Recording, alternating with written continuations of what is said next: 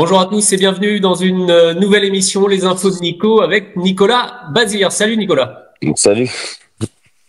On commence cette nouvelle émission qui prend un peu la suite de la rubrique de Jean-Michel pour parler des chevaux de l'écurie, mais cette fois en version vidéo, une émission que vous allez pouvoir retrouver chaque semaine sur la page YouTube de Paris Turf. Et Nicolas, on pouvait quasiment pas mieux commencer avec la victoire de Jingle Dupont, dont on va reparler aussi, mais hier, belle victoire dans le GNT.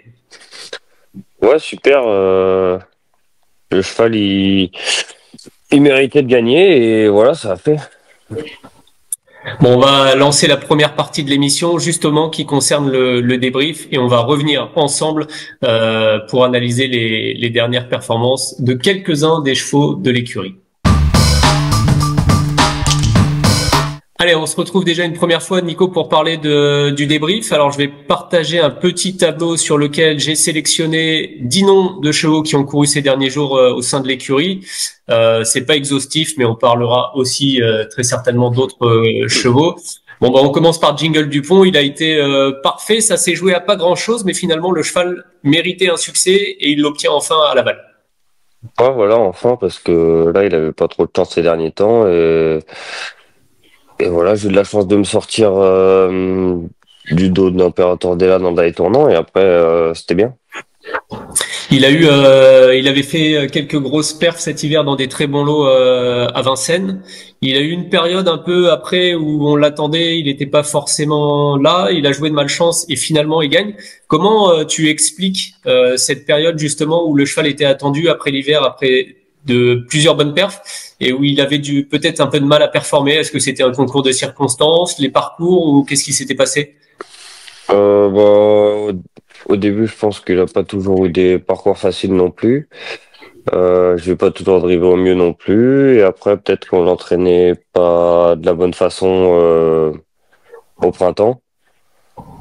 Et là, on a travaillé un peu plus dur et ça se passe mieux. Très bien, Jingle Dupont, très bon vainqueur. C'était ta deuxième étape, on en reparlera tout à l'heure et on donnera quelques chiffres au niveau de ta carrière, mais c'est ta deuxième victoire d'étape. Après Gentile Muse à Toulouse. Toulouse. 2022, Gentle Muse exactement, pour la Kazakh Desmet de mémoire, Oui, c'est ça. si je ne dis pas de bêtises. On enchaîne pour le débrief. Alors Jackman, lui, a l'air d'avoir fait sa course, il faisait des chevaux joués, il termine deuxième. Ah voilà, pas beaucoup de partants, deux, trois parties au galop, obligé de ramener le wagon de deux. Euh, voilà, il a très bien tenu sa partie, il était parfait d'allure, parce que des fois c'est pas trop le cas. Très bien. D'accord. C'est un cheval qu'on peut suivre régulièrement, qui va faire ses courses et qui va trouver comme ça, qui va gagner sa vie, quoi, en général. Ouais, il a pas une énorme, il a pas gros de marge, mais il est sympa. Très bien. À Laval, toujours Mario Mascar. Alors c'est illustré. Les amateurs de Mario Kart pourront dire qu'il lui manquait peut-être l'étoile pour finir, pour filer au poteau, mais le cheval a animé la course. Puis il a été, je sais pas, j'ai l'impression qu'il est resté dans son rythme plutôt qu'il a été réellement battu. Il est toujours là, pas très loin des premiers, il finit quatrième. Ouais, en fait, voilà, il a pas trop changé de vitesse.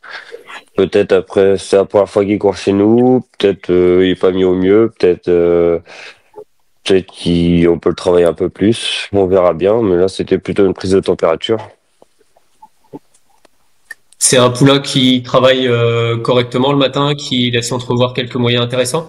Oui, il travaille pas mal. Il a un peu de classe, je pense. D'accord, à suivre. Et un joli modèle, a priori, Ouais, à voir comme ça. Très bien, Kabir Bedi, lui, c'est peut-être la fausse note de la journée de Laval. Ce mercredi, il était attendu, il n'a pas réussi à performer. ouais. Kabir, ça allait pas trop. Ça allait pas trop. Il s'est raccourci en rentrant dans le premier virage. Après, il m'a fait deux fautes quand j'ai voulu prendre le wagon. Et bon, après, j'ai pas cherché non plus à. Je posais les mains. On était dernier. On avait déjà fait les efforts. Non, c'était nul. D'accord. À reprendre ou est-ce qu'il a des excuses ou on efface cette course-là et on le reprend la prochaine fois? Bah ouais, je pense faut revoir le prochain coup. Ça marche. En revanche, Melo Speed, lui, il a fait partie des bonnes impressions. J'ai l'impression de ces derniers jours, il a failli perdre toute chance au départ au Sable d'Olonne. Vous aviez deux partants dans la course pour l'écurie avec Marcus Berry. Marcus Berry qui lui est resté vraiment Ouais. au poteau, on va dire. Et par contre, il a réussi à revenir gagner ce Melo Speed, un fils de Gallius. Ouais, bah Melo, c'est un bon cheval, il a de la classe. Mais c'est un gros bébé. Il a pas tout compris. Il regarde partout. Des fois, il est pas trop à son travail, mais par contre, il avance. D'accord, on le suit. Marcus Berry, il figure pas dans ce tableau, mais il était présent dans la même course. Est-ce que c'est un poulain qu'on doit suivre ou pas? Bah, oui, au début, c'était bien. Et là, c'était pas trop plaisant. Bon, le dernier coup derrière, en retraite, sa faute. Donc, je sais pas trop. Je sais pas trop quoi en penser. Ça marche. Miyago Kayene, quatrième à Vincennes avec toi au sulky. Tes impressions? Moi, c'est bien. Pareil, c'est un bon cheval, mais qui est très stressé en partant et qui a besoin de temps. Donc, il a besoin d'apprendre, mais ça va aller. D'accord, on le note. Alors j'ai fait exprès de mettre Major de Banville dans cette liste. Alors peut-être pas le meilleur cheval du lot, mais il était très joué à Vichy. Il a couru rapproché. Il a encore fait la faute. Qu'est-ce qu'on fait avec Major de Banville? Euh, Bah, on peut essayer de le reprendre, hein, mais bon, faut aimer le risque, quoi. Il est casse-pied, il est très caractériel. Et le matin? Le matin, avant aussi, mais maintenant il s'agit déjà, il est un peu plus agréable à travailler, c'est déjà pas mal. Mais sinon, il travaille pas mal, hein. Ok, à reprendre peut-être. On va lui laisser peut-être Mhm. encore une chance ou deux alors. On remonte encore le calendrier. Jour de fête a été bon deuxième dans le Trophée Vert. Ouais, jour, bah, c'était bien. J'ai ramené le gagnant. On y a cru, on y a cru assez longtemps. Là, en ce moment, il est parfait. Il va continuer de courir le Trophée Vert. Ça lui plaît ça? Euh, S'il a des courses où il est mieux engagé autre part, il courra d'autres courses, mais s'il a rien, on sait qu'il va rester dans le trophée vert avec sa victoire d'étape, donc il courra le trophée vert. Ça marche. Et donc en fin de semaine dernière à Vincennes, il y a plusieurs chevaux qui étaient au départ, principalement Lionheart, qu'on a vu courir le prix Lavater, le cheval conclu quatrième. Qu'est-ce que vous en avez pensé à la maison? Bon, c'était pas incroyable, là, il faisait sur place un peu. Bah après on a encore les fers, donc on a encore un axe d'amélioration, mais voilà, va falloir qu'il aille un peu mieux que ça s'il veut concourir dans les belles. On parlera tout à l'heure, il sera en piste samedi à Vincennes au trot attelé cette Oui. fois. Et Lutin Jabba. Alors tiens, Lutin Jabba, ça fait un peu comme certains. Parfois, on en parle beaucoup de ce cheval-là. Souvent, j'ai souvent entendu, c'est un joli cheval. Huitième.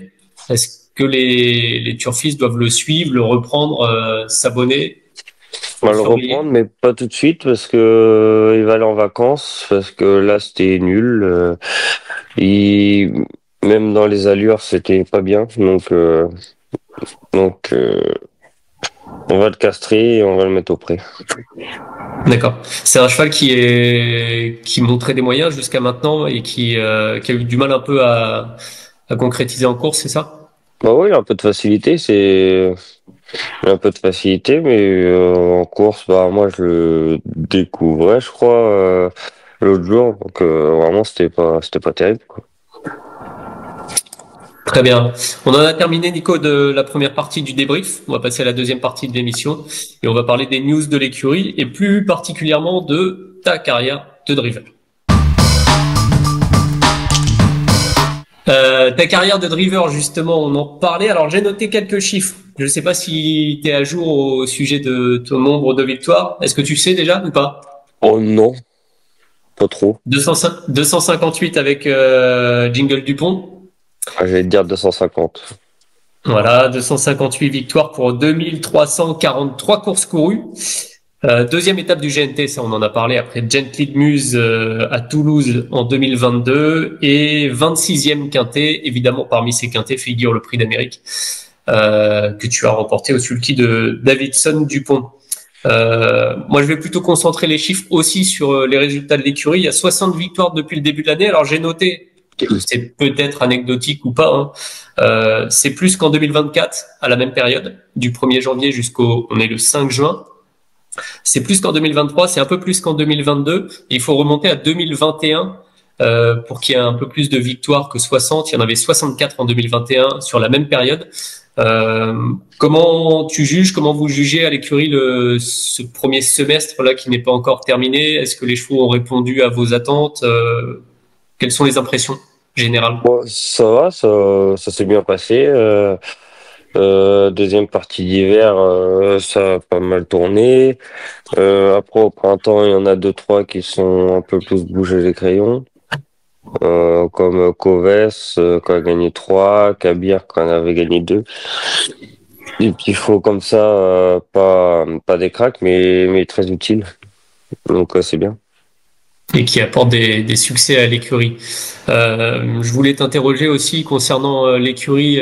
On n'en a pas parlé parce que ça remontait un petit peu plus loin dans le calendrier, mais il y a 1000 étoiles qui a bien gagné le prix Ozo la semaine dernière. Comment ça s'est passé pour elle depuis? Sa récupération est-elle fidèle à ce que vous attendez? Elle sera revue le 22 hein, pendant la Ah journée bah, des champions. ça va, elle avait pas l'air super fatiguée non plus. Donc tout va bien avec elle, hein. Bon, tout va bien. Ok, une pouliche sérieuse, tu me confirmes, et c'est l'idée de courir, de toute façon, c'est le programme, un peu le prix Albert Viel pendant la journée des champions. Bon voilà, maintenant avec ces chevaux-là, on a plus trop le choix, hein, et ça va être l'objectif, ouais. Vu comment elle a fait l'autre coup, elle a montré qu'elle pouvait aller avec les mâles sans souci. On se retrouve une dernière fois, Nicolas, pour parler cette fois des infos. On va parler des chevaux qui courent dans les prochains jours, à commencer par Myris de Guèze qui va courir à Vincennes vendredi. Ma Mireille, c'est bien, c'est une bonne course pour elle, que des femelles, une course fermée, euh, bien engagée, c'est sa course. Bon, évidemment, l'une des attractions pour l'écurie cette semaine, c'est le retour de Lisa en piste, Lisa Josselin, qui va participer samedi à l'un des 4 groupes 2 de la Réunion. J'imagine qu'on la regarde avec un œil un peu particulier, cette pouliche. Bah ouais, parce qu'elle est bonne, hein, tout simplement. Voilà, moins fort couvert, elle va pas être à 100%, je pense, mais elle aura quand même un peu de boulot derrière elle. D'accord, elle va participer au prix Guy Le Gonidec, face notamment à une pouliche qui monte les échelons aussi, c'est Liberté de Choiseul qui sera déférée des 4 pieds. Mais bon, il y en aura d'autres et on aura l'occasion d'en reparler. Chez les poulains, alors du côté des mâles, cette fois, on a parlé de Lionheart et de Lucky Jackson. Ils ont tous les deux couru le prix Lavater au monté. Tiens, justement, un court débrief de Lucky Jackson dans le prix Lavater. Il avait fait la faute avec Jean-Yann Ricard. Ouais, ouais, Jean, il a dit qu'il s'était mis un peu de travers et il est pris le galop. Il est malin. Il fait un peu ce qu'il veut, celui-là. Donc, voilà, effacé. Donc là, les deux participent au prix Jules Thibault samedi à Vincennes. Lionheart, Emoji Rouge avec Jean-Michel. On imagine pour préparer son futur Ouais, objectif, c'est ça? c'est ça. On le regarde courir. Et Lucky Jackson, lui, Emoji Vert, déféré des 4 pieds avec toi au sulky. C'est un peu différent comme profil. Ouais, mais bon, c'est pas un penalty. On va essayer d'accrocher une 4-5, en espérant que ça roule. C'est noté. Kosamu, il sera de la partie. Est-ce que tu as un objectif déjà en tête On va aura une belle course le 27. D'accord, à suivre avant la fin du mois alors. Ouais. Ok, on a des courses au programme du côté d'Herbray. Alors ça, ce sera pas évidemment PMU, mais peut-être dire un mot quand même de KDO et de Yermes de Guez qui courent tous les deux. Ouais, Hermès, il est bien. Il va falloir qu'il parte au trot. C'est tout. Après, la corde à droite l'arrange pas tellement, mais bon, le choix il est bien. Il devrait bien faire s'il part au trot. Et KDO, il travaille pas super. D'accord. Alors en fouillant aussi dans les engagements et en regardant un peu les conditions de course, j'ai vu quelques noms qui pouvaient être de la partie, je crois que c'est mercredi 10 à Angers. Et là, pour le coup, on sera sur une réunion premium, mardi 10. Ouais. Mika, Invictus One et Coves. Justement, tu faisais référence à Coves Dupont tout à l'heure. Ouais, bah, le M, c'était bien, le coup. S'il va monter là-dessus. Invictus, au boulot, c'est pas terrible en ce moment. La dernière course, c'était pas terrible, donc on est un peu dans le flou. On sera un peu plus fixé après la course. Et Coves, depuis qu'il a gagné à la Capelle, j'avais coché ça et on attendait cette course-là. D'accord, donc là on peut parler d'objectif pour lui, Ouais, qui va essayer de bon, on a confirmer. attendu un mois entre les deux courses et il va être bien. Très bien, avec des conditions, corde à droite évidemment pour la piste d'Angers. Autre chose, Nico, pour les prochains jours à noter, des chevaux qui te viennent à l'esprit là qu'on pourrait revoir prochainement et qu'il faudra suivre. Tout de suite, non, non. Je pense que Miago il va recourir aussi mardi à Vincennes. Niago Cayenne.